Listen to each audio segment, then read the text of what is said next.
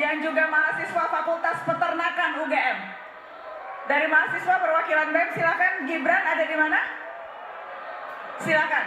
Baik. Selamat malam, Kita dengarkan teman-teman. Kita dengarkan. Selamat malam, Letnan Jenderal Prabowo Subianto. Di sebelah situ Pak Prabowo. Yang berbaju boleh dada-dada Bran. Nah, namanya Gibran Pak. Tapi bukan Gibran Raka Buming Raka Pak. Ini Gibran Muhammad Nur. Terima kasih Pak Prabowo sudah berkenan hadir di tengah-tengah kita. Tentu Pak Prabowo sangat identik dan sangat dikenal oleh teman-teman mahasiswa, terutama aktivis seperti Nezar Patria, Budiman Sujatmiko, atau bahkan Ari Sugito. Saya ingin menanyakan dua hal Pak Prabowo. Yang pertama, saya penasaran dengan roadmap pendidikan seperti apa yang hendak Pak Prabowo berikan ketika Pak Prabowo berkuasa.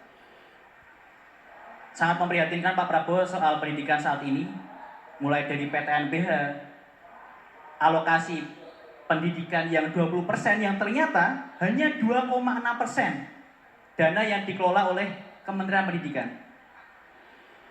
Pak Prabowo, omong kosong Indonesia emas jika akses terhadap pendidikan terbatas, omong kosong Indonesia jaya jika akses untuk pendidikan hanya untuk orang-orang kaya. Pertanyaan kedua Pak Prabowo, kondisi kebebasan berpendapat seperti apa yang ingin Pak Prabowo bentuk ketika Pak Prabowo menjadi presiden? Kondisi sekarang seperti dago elos, diskusi yang diberantas, sangat memprihatinkan Pak Prabowo. Kita nggak ingin ketika kita berdiskusi, dikriminalisasi, dipenjara, atau bahkan diculik. Terakhir Pak Prabowo, ketika ada tamu dari Jogja, mayoritas tentu akan bawa oleh-oleh Pak Prabowo. Dan kami juga ingin memberikan oleh-oleh untuk Pak Prabowo. Ini kami membuat sebuah kajian yang kami tujukan langsung kepada Mas Ganjar, Mas Anies, dan Pak Prabowo Subianto. Satu hal Pak Prabowo yang ingin kami tanamkan, kita ingin para baca pres masuk ke dalam kampus dengan gagasan dan pulang dari kampus dengan membawa tuntutan dan kajian. Sekian, terima kasih. Terima kasih. Pak Prabowo, apakah Bapak bersedia menerima kajian yang diberikan oleh mahasiswa? Gibran, itu kajiannya betul, itu data dokumen kajian kan? Iya Mbak. Anda mau kasih langsung ke Pak Prabowo? Boleh. Boleh ya Pak? Boleh, silakan maju Gibran, langsung dikasih kajiannya. Boleh langsung dikasih.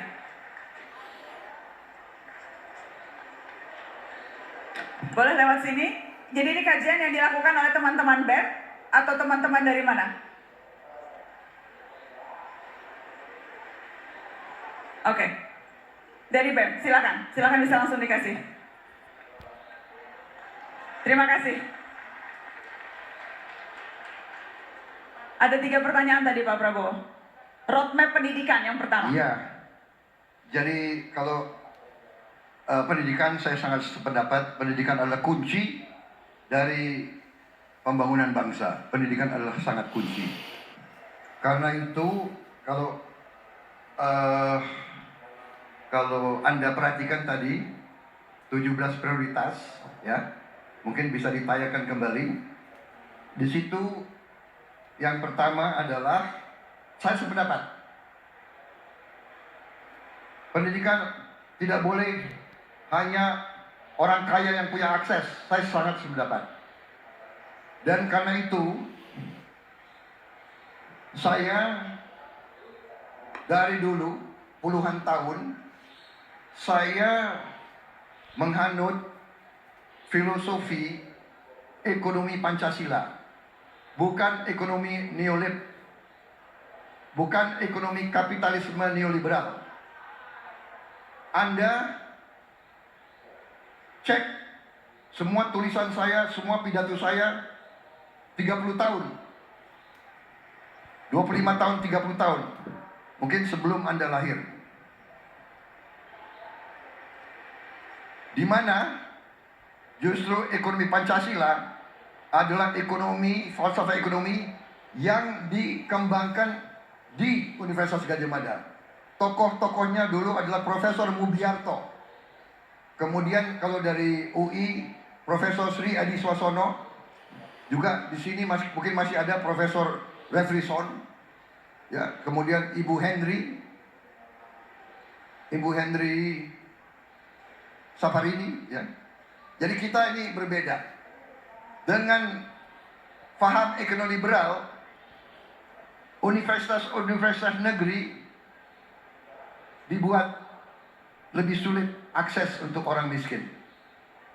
Di Universitas Pertahanan, begitu saya masuk, saya bikin 4 fakultas baru S1, dan kita buka pendaftaran hanya dengan persyaratan akademis, tidak ada rekomendasi, tidak ada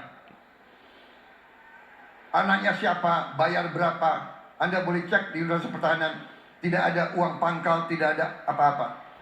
Ini yang kita terapkan. Saya sangat setuju.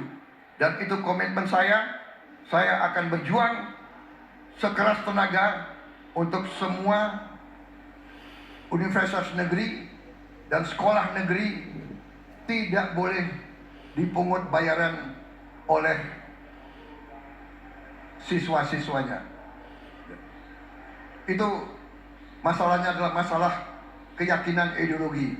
Saya percaya dengan Undang-Undang Dasar 1945, di mana di situ pasal ekonomi yang menurut saya kunci daripada transformasi bangsa itu ada pasal 33, di mana pasal 33 itu jelas perekonomian kita disusun atas dasar azas kekeluargaan.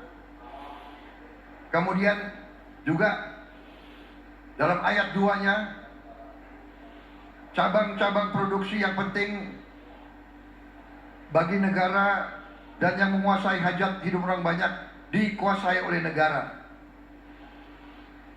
Yang terakhir, bumi dan air dan kekayaan alam yang terkandung di dalamnya dikuasai oleh negara dan dipergunakan untuk sebesar-besar kemampuan rakyat, termasuk pendidikan. Jadi, dan kalau Anda lihat 17 program saya, coba dilihat, salah satu yang terpenting kalau dilihat dari segi pendidikan, roadmap yang Anda cari sangat jelas di situ, makan siang untuk semua anak Indonesia. Di sekolah, di pesantren, di sekolah swasta dan negeri, di usia dini. Karena dengan gizi yang baik, dia bisa menempuh pendidikan yang baik. Dia bisa belajar dengan baik. Dia tidak membebani orang tuanya. Orang tuanya tenang. Dia akan diberi makan dengan gizi. Kita akan hilangkan stunting. Kita akan hilangkan kurang gizi. Itu pendidikan. Roadmap saya pendidikan. Kemudian Anda lihat, saya juga tadi 17 program prioritas. Di situ menaikkan gaji guru. Menaikkan gaji guru itu roadmap. Kualitas pendidikan diperbaiki. Kemudian kita bisa memberi kualitas hidup yang baik. Kemudian di situ juga masalah pendidikan.